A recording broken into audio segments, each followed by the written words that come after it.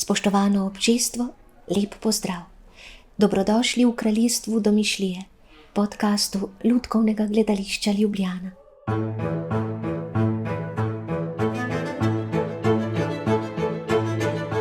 Lutka premore neizmerno moč. Njena zgoščena, tiha, a globoka prisotnost lutkovno umetnost ustoličuje kot eno najprodornejših gledaliških govoric. Pod njenim obstretom živi Nina Skrbinšek, igralka, animatorka, ki razume, da je silnost lutke v umiku, v poslušanju, v odnosu. Ninino delo ne kleše iluzij, ne nujno, temveč izrezan pomen, da se nazadnje v zadržanem dihu zgodi gledališče.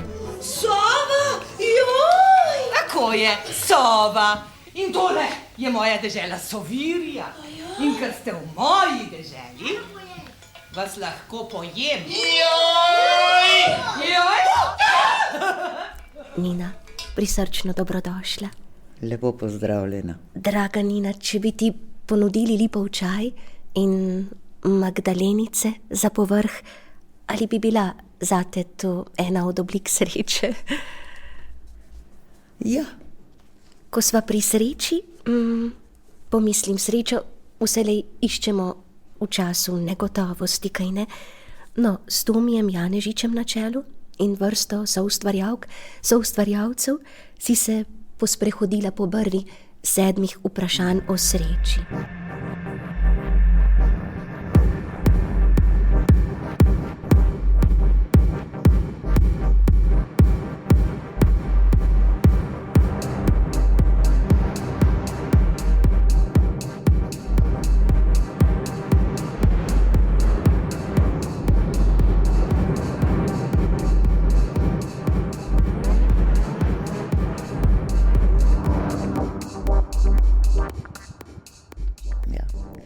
Ta Meterlinkova sinja ptica je bila izhodišče, ne? Jaz moram reči, mene so vedno pritegnili posebni mladi režiserji. Ker Tomi je poseben, ne? Tomi ima poseben odnos do gledališča, ta njegova psihodrama je dražljivo razumevanje odrskega prostora in izpovedi človeške. Tako da jaz sem v bistvu se javila sama na njegov, on je na teater naslovil en tak poziv, kdo bi želel z njim delati. Jaz sem imela takrat, mislim, da nek 70, 72 let, nekaj tazga, zdaj jih bom 78 kmalu. In sem mu napisala pismo, da bi želela sodelovati, da sem toliko in toliko stara, da je za mano seveda Margareta z Mirjano in da me zanima ta tip teatra, ker ga ne poznam. No, in mi je odpisal takoj, da z veseljem, in tudi na prvih naših vajah je rekel, ti si moja vila. Tako da se je kar odločil že na začetku.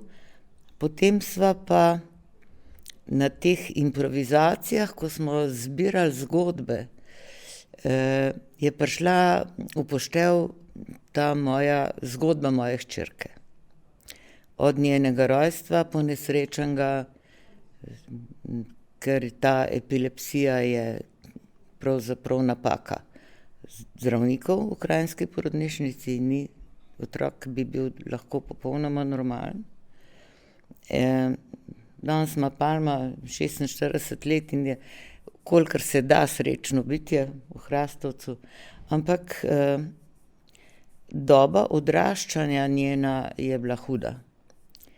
No, in ta njena zgodba, Vilina zgodba v Meterlinku se nekako srečata, ne? Vila ima tudi hčerkico, ki je bolna, bolniček, in zanjo v bistvu gre sta otroka iskat sinjo ptico, ne. Tako da, ja, teh pravljic o sreči,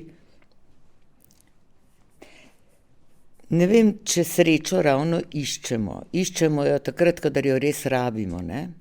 v takem primeru bolezni ali pa hude grožnje, ja. Ampak drugače, na nek način jo pa pričakujemo, če drugega ne. A veš, v življenju. Pričakujemo tisti trenutek, ko se res počutiš srečen. Sej, to je kratko in zelo intenzivno. Zelo intenzivno, da. Ja. Če je vse po sreči, jo pričakujemo z zdravo ponižnostjo, v tem primeru se zdi, da se še prej razodene. Ja, v izhodišču te majestetične filozofske pravljice je preudarek, da smisel ni v dejanju, temveč v zavedanju, da se resnica razodeva vselej tiho in da srečo spet in spet najdemo v prebojenosti do bližnjega. Ja.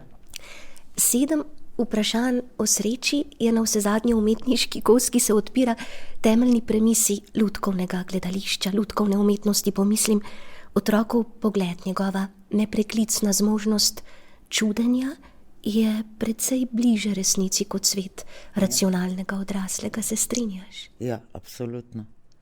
Otroci imajo ta nedolžni pogled na svet. To čudenje, to sprejemanje novih stvari. Mislim, to, kako se otrok v bistvu na nek način spovpada z vsakodnevnimi izzivi, ki so zanj recimo novi, težki ali pa izjemno lepi. Ampak otrok je sposoben to sprejeti z odprtimi rokami, kot se temu reče. Nima te vrste obrambnih mehanizmov, ki jih potem nekako si pridobijo odrasli za to, da obdržijo vsaj svojo sliko o sebi, ne. In to so ti obrambni mehanizmi, ki na nek način so bele laži, ne. To je zmeri nekaj, kar ni čist tvoje, si pa ne upaš biti sam svoj, ne. To, kar igralci vedno smo, mi moramo biti sami svoji, ne. Ker drugače ne moreš igrati, ne. Prav zato, ker zamenjate toliko kož, mora biti sam svoji.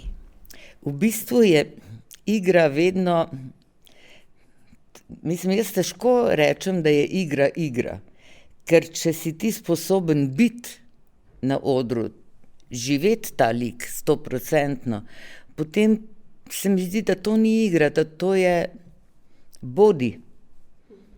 Bodi to, kar želiš, da gledalec čuti in sprejme. In biti to, je seveda, do tega je ta pot, ki se preko vaj in razgovorov in idej preko režiserjev, soigralcev, dramaturgov vzpostavi, ko ti lahko končno začutiš lik kot resnično svojo vsebino. Sijajno. Nina, bolj, ko se kot opazovalka v prvi vrsti stikam s poljem lutkovne umetnosti, globlje občudujem prostranost, skrivnosti, čudeža lutke. Nemški dramatik je v lutki, v tem ultimativno liminalnem bitju zaznal iskrenost, ki je igralka, igralec potencialno kdaj tudi ne zmore, da je lutka nepovratno iskrena, ker ne prikriva dejstva, da je neživa, je razmišljal, in zato zmore nositi resnico. Lutka ne simulira sveta, odstira ga kot vprašanje. Je prostor, kjer nevidno dobi obliko, a nikoli dokončne. Je res? Ja, veš,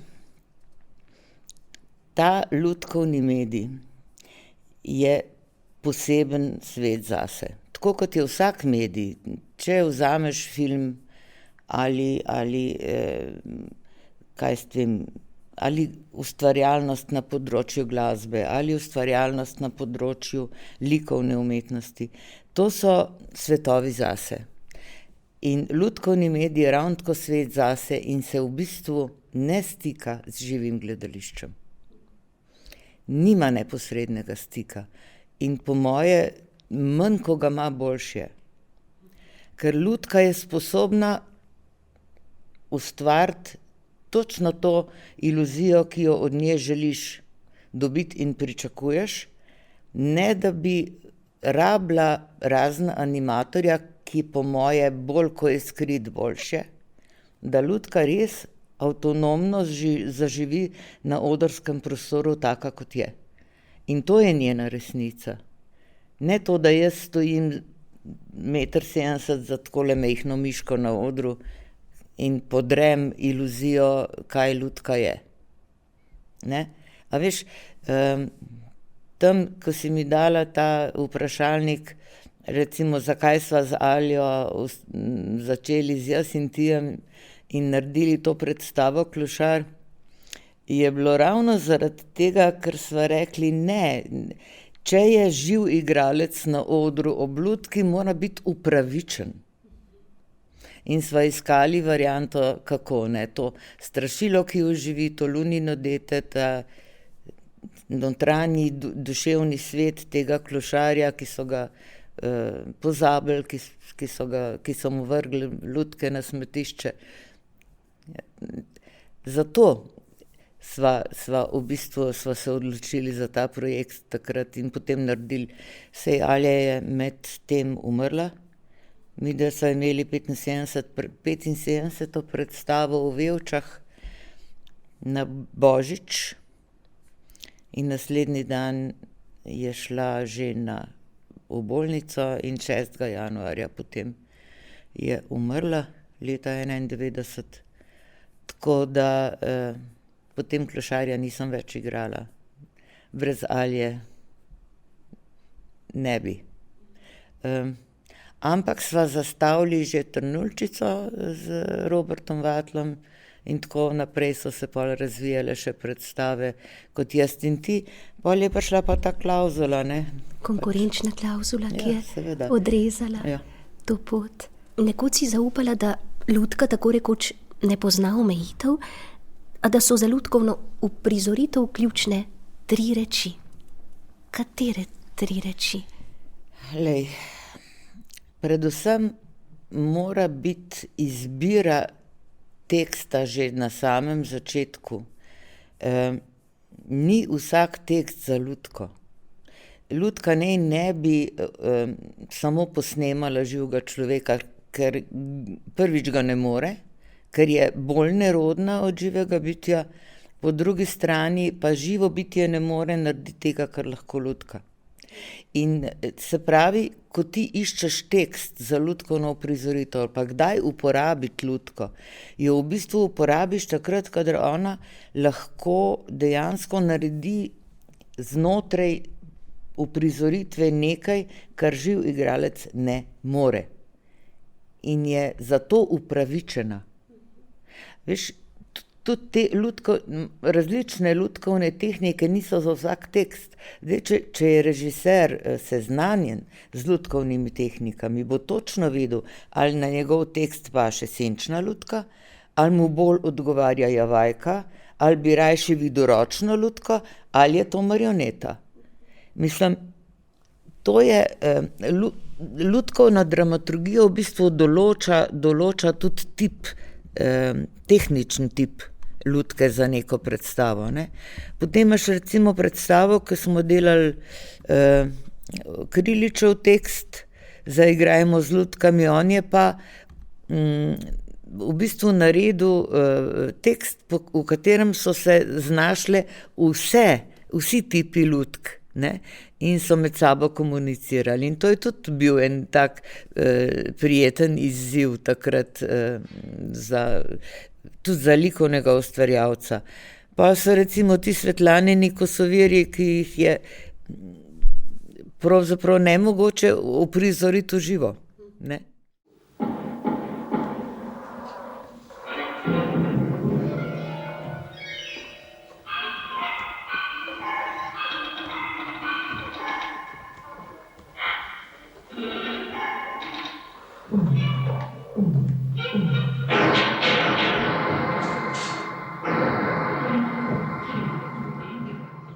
A veš, to so te stvari, pa Korenčko Palček, vse te Svetlanini teksti, tudi Vila Malina in tako naprej, to je vedno nek svet, kjer je Svetlana izjemno nežna. Izjemno nežna, ja, Nežna, ona je nežna do svojih likov. Do Palčka, do Vile Maline, do Sopramiške. Ta njena nežnost, jaz se globoko poklonim. Da, res je nepopisno mehka. No, nesporni, ne zgolj literarni genij Svetlane Makarovič, ti mora biti neskončno blizu. V tvojem igralskem opusu nastopa nezanemarljivo vlogo, če naštejeva nekaj uprizoritev: Mačja prodajalna, Miko Soviri, Korenčkov palček, pa Gal med lutkami, Medina pravljica, Taca muca, veliki kosovirski koncert. Lej, jaz Svetlano sem poznala seveda že prej, tako kot Aljo, ko sem bila še v živem teatru, smo se družili na nek način. Ampak moje spoštovanje do Svetlane izvira iz nečesa drugega, izvira iz te njene notranje moči. Iz te brezkompromisne načina mišljenja in delovanja. Jaz sem podoben človek, ampak mi ni bilo treba na nek način se tako izpostaviti, kot se je ona morala izpostaviti v življenju, če je hotela ostati sebi zvesta. In ona je ostala sebi zvesta. Jaz vem, ko sva delali Vilo Malina, sva krstna uprizoritev je bila najina, še je rekla, veš, ta Vila Malina, to je moj otroček. Ne? In sva res naredili eno tako, enega tazga, malo umazanko, malo vilo, ki je kar naprej vsa od malinjega soka in ki ji kradejo to malino, vse možne živali. To je ena taka, veš, to so te stvari, ki Svetlano delati meni, njene tekste ali biti ob njej na odru, je bilo vedno lepo. In nikoli nismo imeli nobenih konfliktov. Never. Še zdaj na njenem zadnjem koncertu, mi da so uprizorili tudi skupaj, je Svetlana takrat animirala Grilo, čarovnica, smo naredili Mačka Mačkorsona in Hatelvek Torlasius, ki je pač njena prijateljica iz Islandije, je bila zdaj v Ljubljani na njenem koncertu in tako smo se srečali vse tri. Takrat je Svetlana Mačkorsona igrala, pa Grilo, jaz sem imela Stuvorja, tega palčka, Marko Velka vrh, še zraven, trije smo bili. Torej, Marko je rekel, da tako prijetnega dela postavljanja neke predstave še ni doživel. Ampak mi smo res, a veš, če imaš nekaj rad in če imaš nekoga ob sebi rad, je to po moje... Ena sama svetloba. Ja. Nina, diplomirala si na Akademiji za gledališče, radio, film in televizijo. Tvoj prvi pristan je bilo Mestno gledališče ljubljansko. Niti ne. Moj prvi pristanek so bile neke predstave v SNG Drami, ampak so bile zelo kratkega veka. Po moji diplomi sem bila v Avgustu, z Majdo Kohih in Benedižičem in tako naprej, simpatična predstava, ampak smo jo malo igrali in zaradi enega čist banalnega vzroka, ker smo ki smo igrali te sufražetke, veš, ki nosijo okrepčila med publiko v cirkusu, in si je režiser zamislil piščančke na odru. In zdaj so seveda ti piščančki rasli, ne? In pol jih je bilo treba zamenjati za nove piščance. Kaj zdaj s temi napol kurami? Pol je bilo seveda tudi treba bilo čistiti za temi piščančki. Skratka, predstava je šla dokaj hitro z programa. No, pol sem bila na cesti, pol me je pa Petan sreča na Čapovi, kako si. Moram reči, da jaz sem Petana poznala tudi že prej, že ko smo bili gimnazijci, ker je njegova hčerka naša generacija in smo se poznali, ne. Jaz sem poznala tudi ženo njegovo, pa hčerko, pa njega, skozi te čist gimnazijska leta in tako naprej. In sem rekla, ja, odlično, zato ker mi je enkrat gospa Žardinova, je bila moja profesorica za ples, za gib na akademiji, rekla, veš, če se še tako slabo počutiš, če te kdo vpraša, kako si, ti se sam dvigni in reč, odlično. Je rekla, zato, ker ljudje zmeri komi čakajo, da boš začel jamrati, da te pa lahko odpišejo kot nepomembno bitje. No in jaz seveda v tistem momentu točno to naredim, ja super. Ja, a bi ti prišla k meni tramvaj po življenju v ta zadnjo sestro, ko odpeljejo Blanche v umobolnico. Tako da je bila to moja prva vloga v mestnem teatru, pol sta pa šla Večna mladeniča, sestra Delišes, pol je prišel Vitrak s Petanom, no potem Vitrak je bil pa preizkusni kamen za angažmane. Potem sem pa prišla v angažma. Ne delajte si toliko skrbi, bova pač rekla, da so prazne, sicer pa ljudje ne bojo spraševali, so vsega vajeni. Nate, če vas je strah, nataknite si tole, pa se vam ni več česa bat, politika pač. Pod taktirko Žarka Petana si, kot si povedala, nastopila v prizoritvah, kot je Tramvaj po življenju, denimo pa Viktor ali Otroci imajo besedo, Generacije.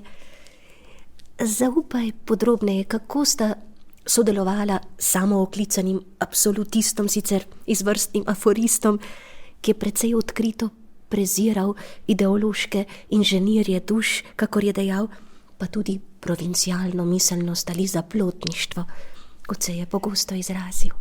Ne vem, Petan kot režiser je neka druga podoba kot aforist. On je sicer dost prodorno razmišljal o stvareh in stvari tudi zapisal, ampak delati z njim na odru, on je vedno točno vedel, kaj hoče. Veliko je delal z Matulom kot scenografom, tako, ne vem, jaz nisem nikoli čutila, da bi na kakršenkoli način z njegove strani prihajalo do konflikta z igralci. On je znal biti spoštljiv, znal je tudi biti zahteven, ampak na nek normalen način, ne grob. Tako da, ne vem, jaz sem bila vedno tak tip igralke, da sem vedno na vajo prišla 500% pripravljena. Jaz nisem znala lenart. Ja, in tako da midva nisva nikoli imela nobenih konfliktov, kar se najinega sodelovanja tiče. Nasprotno, on je znal na premieri Vitraka recimo javno povedati, da je to njegova 6. uprizoritev Vitraka in da sem jaz njegova najboljša Ester. Ne. A veš, to mu ne bi bilo treba, ne? Treba pa res ne. Ja, ne bi bilo treba, pa je to naredil. Ne? Tako da, šapo. Šapo. To vem, da sta hčerina prva 4 leta prebili v Šibeniku, prav tam si doživela svojevrsten krst pred uradno krstitvijo na Krekovem trgu, če hočeva. Sodelovala si s tamkajšnjim mednarodnim otroškim festivalom. Si tam in takrat našla ključ, se ti zdi, če ne drugače nezavedno, v prostor lutkovne umetnosti? Niti ne, veš, kako je to bilo. Ta grožnja, da moram s hčerjo na morje, je seveda bila prioriteta. In takrat je meni, Štih je bil takrat umetniški vodja v mestnem gledališču in mi je napisal priporočilno pismo za splitski teater. In jaz grem do direktorja in umetniškega vodja v Split in so rekli, veste kaj, gospa, stvar je taka. Mi igramo v dialektu. Nemogoče je Slovenke igrati v dubrovniškem dialektu predstave. Jaz vam res ne odsvetujem, jaz vas lahko angažiram, ampak boste doma sedeli. Rekel, jaz pa lahko, ker vem, da gre ena desna roka gospoda Putnikoviča v Nemčijo zaradi nekih zdravstvenih problemov. Če vas zanima delo v Centru za kulturo v Šibenik, vas lahko tja priporočim. In jaz sem seveda ta njegov razlog sprejela, ker dejansko tako je. Oni bi mene zasedli, plačali bi me, ne bi mi pa dali igrati, ker ne bi zmogla. Ne. Tako da bi bil to ne bi imeli nobenega smisla in sem rekla, ja, prosim. No in tako sem se pol javila Centru za kulturo in jaz sem v bistvu delala, veš kako je, festival se je vedno pripravljal tako, iskali so se teatri po celem svetu in tako naprej, vsako leto na novo, ne. Ampak dejansko se je začel festival organizacijsko pripravljati 2 meseca prej in se je potem zaključil 1 mesec za zaključkom festivala. In jaz sem prevzela v bistvu skrb za vse tuje grupe, tudi prevode za televizijska snemanja in tako naprej, napovedi za tuje teatre. Tako super je bilo in sem si tudi veliko ljudi sem spoznala na ta način, med drugim tudi to Lady Penelope Francis, ki je bila leta in leta v eksekutivi Lutkovne unije svetovne, tako da ona je že pokojna gospa, ampak je bila izjemna tudi lutkarica. Tako da sem v bistvu tam začela z nečem, kar sem potem v Ljubljani tudi nadaljevala in to je bil Dječji studio. Jaz sem ustanovila otroški studio, uprizorila z njimi 4 predstave.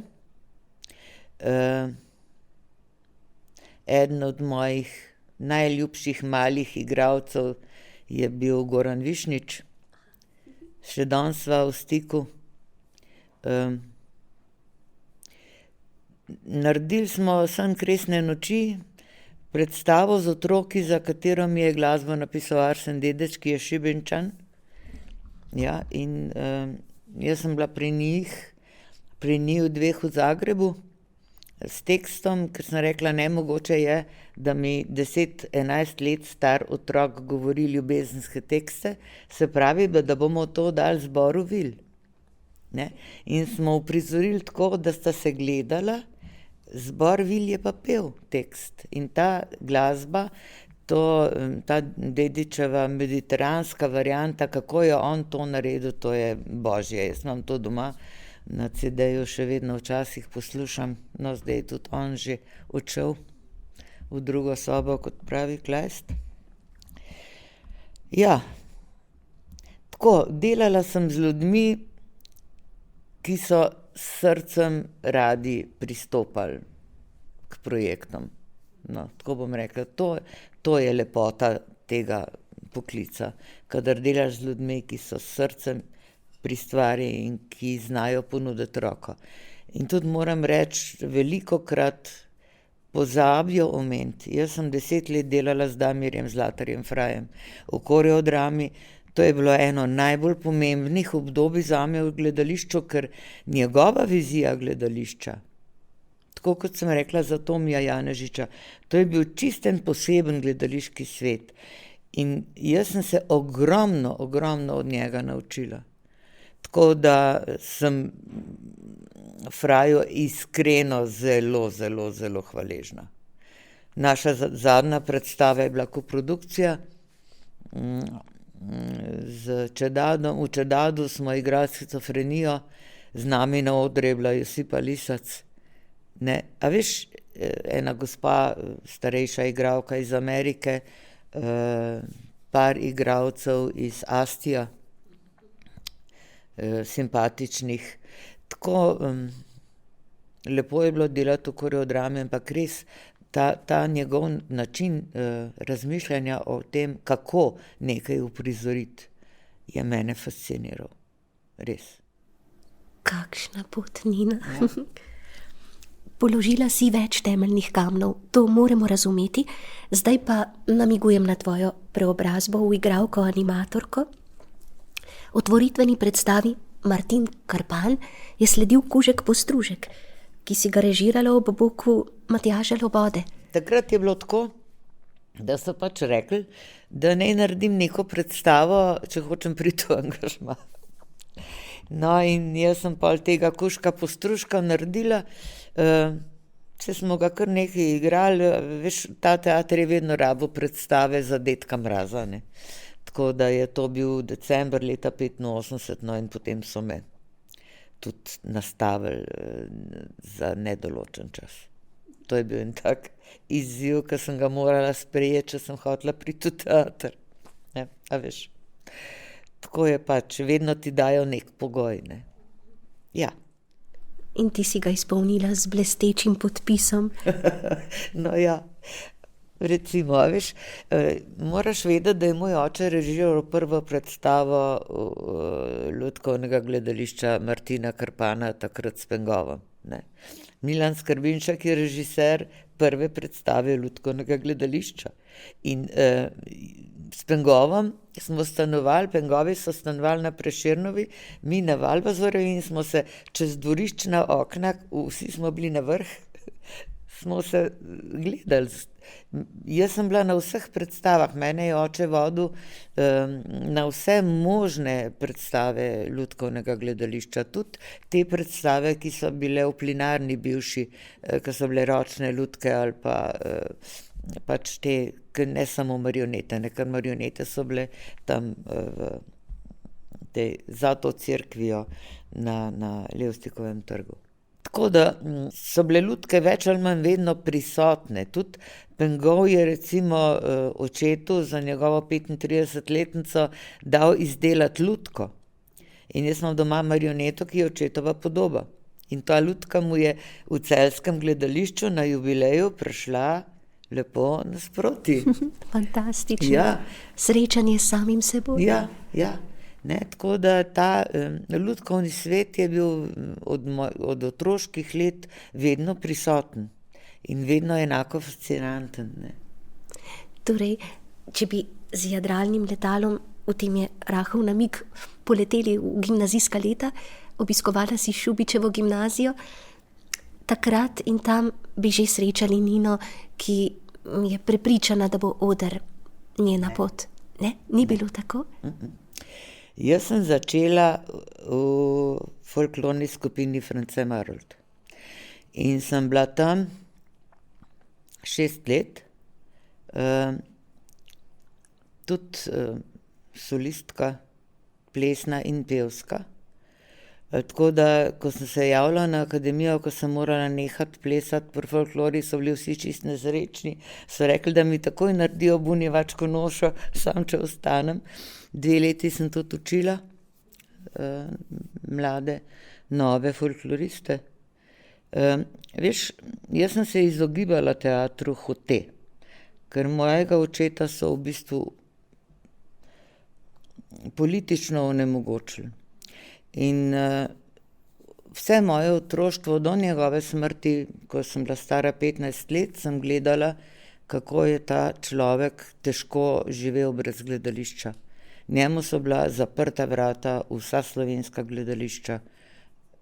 On je bil profesor za dramaturgijo na akademiji, dobil je Titovo srebrno zvezdo, zato ker je po vojni oziroma med vojno rešil Maribor, ker je odklopil vlak z razstrelivom, ki bi šlo pol Maribora v luft, je dobil odlikovanje in pod odlikovanjem partijsko knjižico. In oče je odlikovanje vzel, partijsko knjižico je vrnil in je rekel, da zanj umetnik mora biti svoboden. Konec je bilo.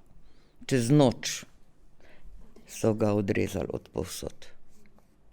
Tako da se spomnim njegovih solz. On ni nikoli na glas jokal. Ampak kadar mu je bilo zelo težko, so samo tako solze tekle. Po tem obrazu njega je pol kap zadela, ko sem bila stara 5 let. Od vsega hudega je bil paraliziran leva stran telesa in tako. In sem gledala to in sem rekla ne. Čeprav je on meni rekel, Nina, če ne boš šla v gledališče, ne boš zadovoljna v življenju. Ampak jaz sem bila tako, meni je bilo tako hudo zanj in sem rekla, ne grem v teater, ne bom se s tem ukvarjala. Ampak, in sem res šla najprej na ekonomsko, na zunanjo trgovino, pol se je moj sinček rodil, sem rekla, tole ne bo dobro, 4 leta pa še 2 leti, preden jaz do kruha pridem, sem šla na višjo upravno. Sem končala višjo upravo, pol so mi dali seveda na prakso na občino, na davčno upravo in pol sem jaz videla te kuverte in te zadeve, kako se tam to dogaja. In sem rekla, ne, to ni zame, jaz ne morem z eno roko jemati, pa z enim očesom mižati pri teh zadevah, to je bilo vse podkupljeno. Vsi ti privatniki, to bolj da ne govorim. Sem rekla, ne. In pol sem rekla, nič. Vzela dokumente, šla na akademijo, se prijavila za sprejemca in to je to. Tako da sem se za sprejemni izpit pripravljala svojo sestro, ki je tudi režiserka, Majdo Skrbinškova v Kopru. Tako da nekako sva predelali vse te zadeve. Da sem pa sprejeta, je pa bil kriv Stane Sever. Stane Sever. Ja, zato ker iz mene so se norca delali pri faksi na sprejemcu. Ja, pa ste falirali na ekonomski, pa niste diplomirali na javni upravi, pa kaj mislite, da zdaj boste pa tukaj, pa otroka imate, pa ne vem kaj še vse. Oni so pozabili, da je Staneta Severja v teater pripeljal moj oče. In Stane Sever je sedel tam čisto v zadnji klopi in moram reči, Korun je bil ob Jamniku najbolj nesramen. Ko so postajali že zelo žaljivi, je sam tako naredil. Zaradi mene je sprejeta, vstal in šel ven. Vse je potihnilo, jaz sem šla dol, domov, sem rekla, z tega ne bo nič. No, čez 14 dni dobim pismo, da sem sprejeta. Še isto leto je Sever umrl. On je umrl v Ribnici na Pohorju, ne. Pri tej svoji predstavi Nedolžno dekle Dostojevskega. Sem bila na premieri v Škofji Loki. Izjemna predstava je bila. Tako da, on je bil tudi izjemen igralec, ne, njegov Kralj je ikoničen, ne, mislim, to je. Velikan Sever. Ja. Razmišljam, lutkovna umetnost se kaže kot nadvse potenten organizem, tudi zato, ker zmore radikalno preobrazbo, se zdi, in tako še drzneje pripoveduje tisto, česar druge gledališke forme ne zmorejo. Smo v veku, ko se velike zgodbe sesedajo, živimo v prostoru nenehnih vojen, kolektivnih travm, doživljamo krizo reprezentacije, kot že dolgo ne. Lutkovno gledališče pa ohranja izjemno miselno moč, estetsko, tudi etično silo. Se ti zdi umestno reči, da lutkovna umetnost danes ni marginalna, ampak nujna, ker ne beži od sveta, temveč mu omogoča, da se sam vidi, tako jaz to čutim, skozi podobo, ki ni človeka, je globoko človeška. Ja, lej, Tjaša, že tisočletja nazaj je bila lutka tista, ki je komunicirala z bogovi. Ker človek ni bil dostojen tega. Človek se je moral pokloniti pred Bogom.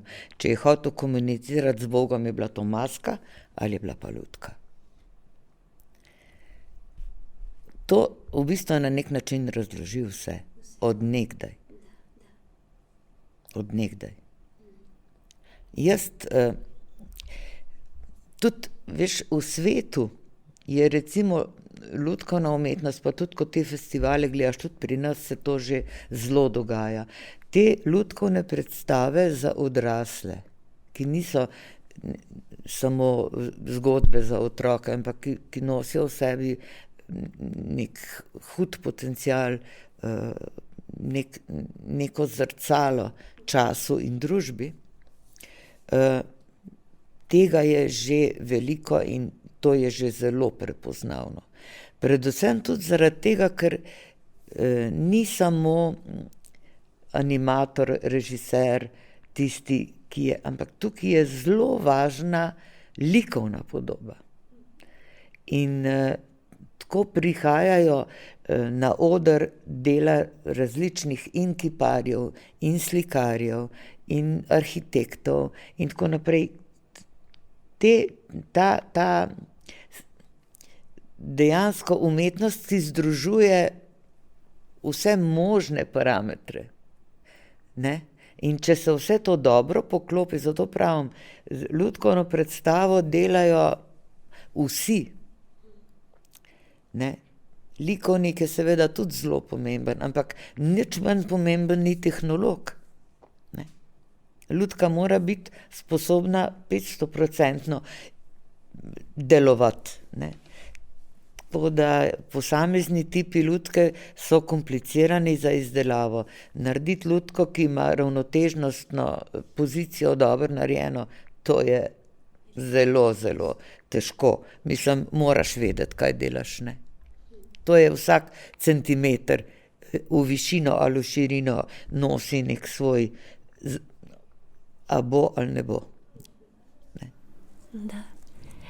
Ko si spregovorila o zrcalih v času in prostoru, v tem duhu ste se brezkompromisno igrali, razigrali, kot je ugotovila kritika, v megaprojektu Mojster in Margareta, ki ga je v vitalnem delu tvoril gledališki esej Margareta v režiji Mirjane Medojevič, ki si jo že imenovala. Pa kaj? A mislite, da smo sem prišli samo zato, da bomo poslušali tebe sem presnik? Jaz sem prišla v to gledališče zaradi tega, ker imam talent in ker imam diplom. Ti si se prefukala v ta ter. Kako se je bilo samo odkrivati na osi kolektivnega spomina, ritualnega gledališča, etične odgovornosti nenazadnje?